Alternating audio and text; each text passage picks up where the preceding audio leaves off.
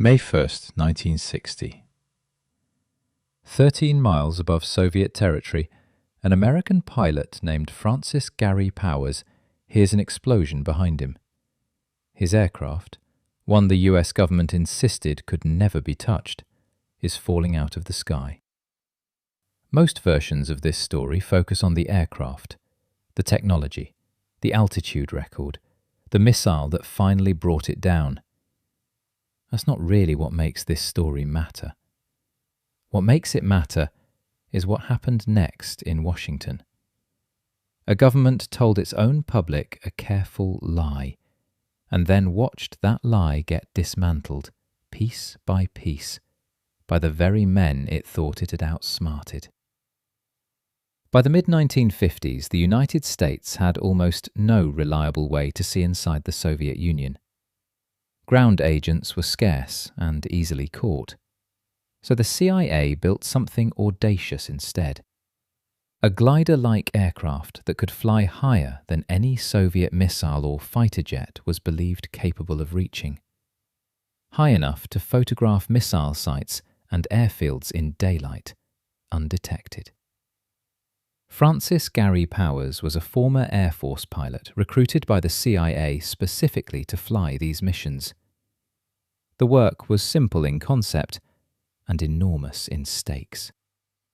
Fly a fixed route deep into Soviet airspace, photograph what you're told to photograph, and get home. By 1960, American U-2s had been doing this for 4 years without a single one being shot down. That 4-year run had created a dangerous assumption inside Washington, that the U-2 was untouchable, flying too high for Soviet defences to ever reach it. Powers' mission on May 1st, 1960, a full transit across the Soviet Union days before a major diplomatic summit, was approved on the strength of that assumption. Soviet air defences had, in fact, been closing the gap for over a year. Near Sverdlovsk, a surface-to-air missile detonated close enough to Powers' aircraft to tear it apart in mid-air. He didn't eject in the conventional sense. The plane broke apart around him. He parachuted down into Soviet territory, alive, and immediately surrounded. Here is where the story stops being about an aircraft. Washington assumed the plane had been destroyed completely and assumed Powers was dead. Standard CIA protocol expected pilots to use a poison-tipped pin rather than be captured alive. Believing both the wreckage and the pilot were gone, the government made a decision it would come to deeply regret. NASA, the civilian space agency, issued a public statement. A weather research aircraft, it said, had gone missing near the Turkish-Soviet border after its pilot reported oxygen difficulties. It was a clean, plausible, entirely fabricated story, built on the confident assumption that no one would ever be able to prove otherwise. Nikita Khrushchev already knew the truth. Soviet forces had recovered most of the wreckage, including recognizable camera equipment, and captured Powers alive and largely unharmed. Rather than expose the lie immediately, Khrushchev waited. He let Washington repeat its cover story to the world first.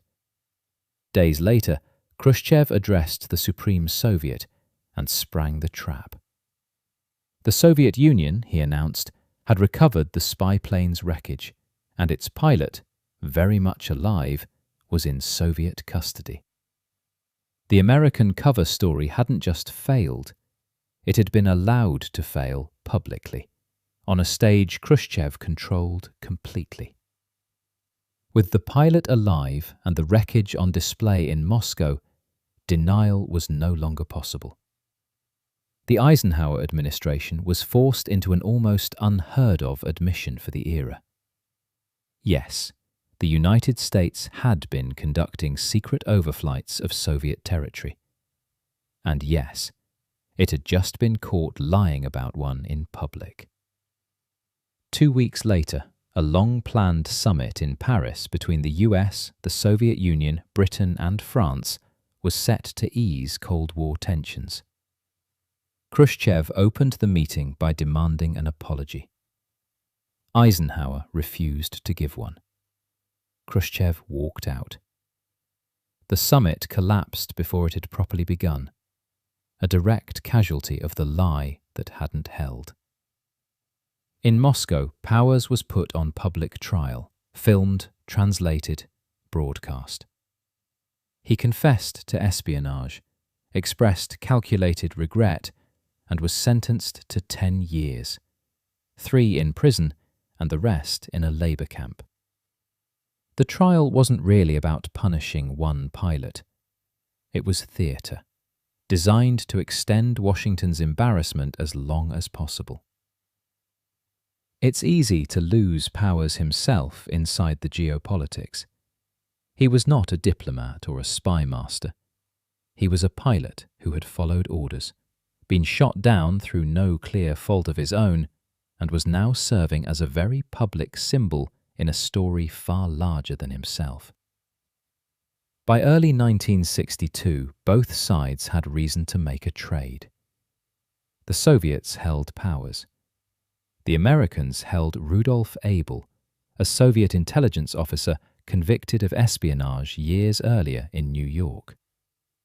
Quiet negotiations began for what would become one of the Cold War's most famous prisoner exchanges. On February 10, 1962, the exchange took place on the Glienicke Bridge, connecting West Berlin to East Germany, a location so associated with these swaps that it would later be nicknamed the Bridge of Spies.